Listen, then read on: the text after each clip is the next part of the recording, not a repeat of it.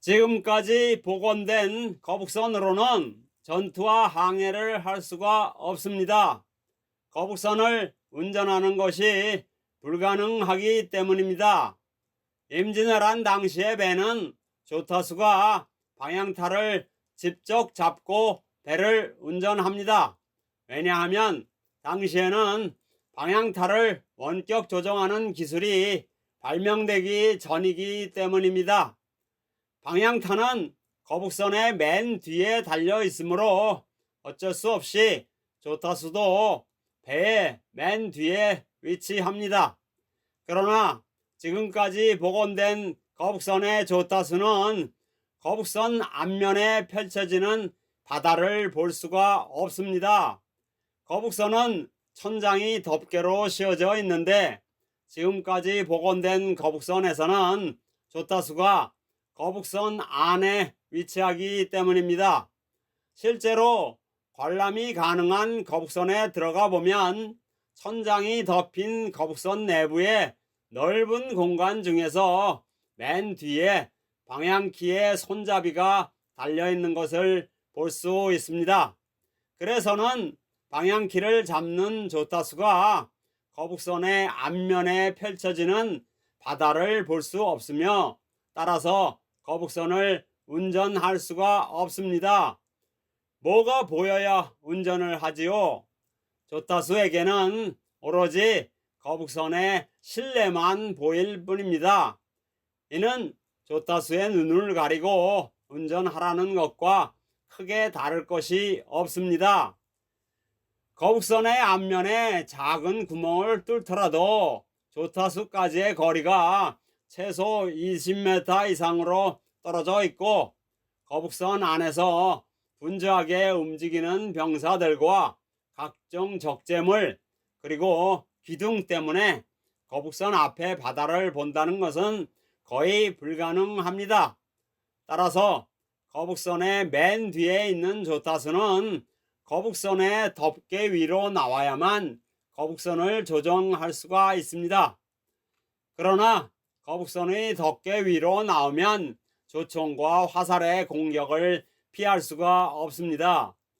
결국 거북선의 조타수는 외적의 공격으로부터 완벽하게 보호가 되면서도 거북선의 맨 뒤에 서서 거북선 앞에 있는 바다를 훤히 볼 수가 있어야 합니다. 따라서 거북선을 운전하기 위해서는 거북선 맨 뒤에 별도의 누각을 세우고 누각 안에서 조타수가 방향키를 잡아야 합니다.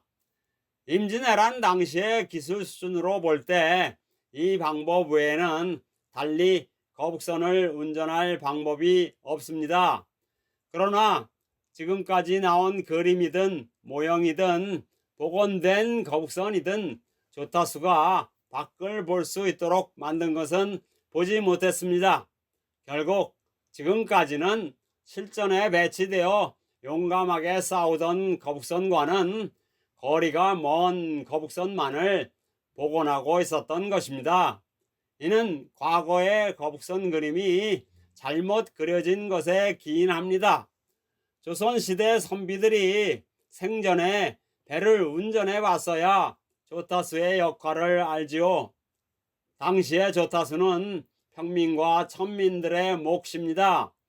그림 좀 그린다는 선비들이 방향키의 존재만 알고 조타수의 기능과 역할을 제대로 모르면서 거북선을 그리다 보니 조타수가 거북선 덮개 안에서 방향키를 잡는 어처구니 없는 거북선 그림을 그린 것입니다. 이러한 그림을 보고 거북선을 복원하다 보니 조타수를 거북선 안에 감금한 꼴이 되는 거북선을 복원한 것입니다. 그래서 저는 항해와 전투가 모두 가능한 거북선을 그려보았습니다. 제가 그린 거북선의 누각은 개념만 제시한 것으로서 함교 내의 정교한 배치는 해당 분야 전문가의 도움을 받아야 할 것입니다. 새로 그린 거북선의 특징은 조타수의 앞면이 밖을 볼 수 있도록 노출되어 있으나 외적들이 조타수를 공격하는 것은 쉽지 않습니다. 일단 적진을 향해 전진할 때에는 거북선이 상대적으로 높고 거북선의 지붕과 용머리 때문에 상대적으로 낮은 외선에서는 조총으로 사격 각도가 나오지 않습니다. 화살로 조타수의 얼굴을 맞추는 것도 결코 쉽지 않습니다. 거북선이 계속 움직이고 있고 조타수의 얼굴이 보이지 않기 때문입니다. 거북선이 측면에 함포 사격을 하기 위하여 외선 함대와 직각을 이루면 조타수가 3면으로 둘러싸인 두터운 판자로 보호되고 있어 조총의 탄환이 뚫을 수가 없습니다. 외적과의 전투 시 거북선은 돌격선이므로 최대한 유리한 위치를 지속적으로 선점하여야 합니다. 이는 전적으로 조타수의 임무입니다. 외적과 최대한 근거리를 유지하면서 그러나 직접적인 충돌만큼은 절대로 방지하면서 함포 사격을 위한 사격각도, 즉 외선과 90도 직각을 지속적으로 유지하는 것은 오로지 조타수의 능력에 달려 있습니다. 따라서 거북선 조타수는 판옥선의 조타수 중에서 가장 뛰어난 사람을 뽑아서 임명하여야 합니다. 전투 장소로 이동 중에도 바다 밑에 숨겨진 암초를 피하고 수심이 얕은 모래톱이나 갯벌 등을 피해야 하는 임무가 오로지 조타수에게 달려 있으므로 조타수의 비중은 거북선의 모든 탑승자 중에 함장 다음으로 중요합니다. 거북선에 탄 150명의 목숨을 자신의 어깨에 짊어진 사람이 조타수입니다. 조타수가 실수하여 암초를 들이받거나 조류의 흐름을 잘못 읽고 급격히 선회하다가 거북선이 뒤집히기라도 하면 한순간에 모든 것이 물거품이 됩니다. 조타수가 얼마나 중요하면 전생의 거북선 조타수였다는 칭찬이 요즘 젊은 분들 사이에서 각광을 받겠습니까? 이는 참으로 바람직한 표현입니다. 이토록 중요한 조타수의 시야가 가려져 있다면 거북선은 전투는커녕 항해조차 할 수가 없습니다. 거북선에 관한 종전의 그림들을 자세히 살펴보면 함교가 거북선 위에 설치된 그림도 종종 볼 수 있습니다. 이는 분명 전투 중에 본 거북선 위에는 함교가 있었다는 증거입니다. 다만 그림을 그린 사람들이 방향타를 직접 잡은 경험이 없는지라 함장의 역할만 중요하게 생각하여 함교를 거북선 중앙에다 그리는 바람에 자신도 모르게 조타수를 거북선 안에다 가둬버리는 거북선을 그리고 만 것입니다. 돛과 닻은 편의상 생략하였습니다. 돛은 2개가 있으나 전투 중에는 미리 돛대를 접어놓기 때문에 조타수의 시야를 가리지 않습니다. 거북선이 2층이냐 3층이냐, 노를 좌우로 젓느냐 앞뒤로 젓느냐 하는 문제는 현재 연구가 활발하게 진행되고 있으므로 여기서는 생략하겠습니다. 참고사항 1번입니다. 한강에 있다가 통영으로 옮겨진 거북선은 모터를 장착하고 스크루로 다니는 현대식 배로서 조타수가 거북선 앞에서 운전대를 잡고 운전하므로 조타수가 뒤에서 방향키를 직접 잡던 임진왜란 당시의 거북선과는 차원이 다른 배입니다. 실제로 한강에서 통영으로 옮겨진 거북선 안으로 들어가면 앞쪽에 운전대가 설치되어 있음을 볼 수 있습니다. 뿐만 아니라 운전대 앞에는 커다란 유리창이 있어 조타수는 앞을 보는데 아무런 문제가 없습니다. 참고사항 2번입니다.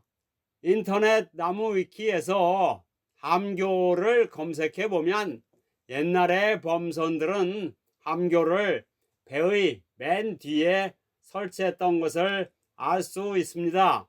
인터넷에서 골든 하인드호, 갤리온 잡사진 등을 검색하시면 공통적으로 배의 맨 뒤에 달려있는 방향키 바로 위에 함교가 높게 솟아있는 것을 볼 수 있습니다. 이 경우 낮은 쪽이 뱃머리이고 높은 쪽이 배의 꽁무니입니다. 자세히 살펴보지 않으면 반대로 착각할 수 있습니다.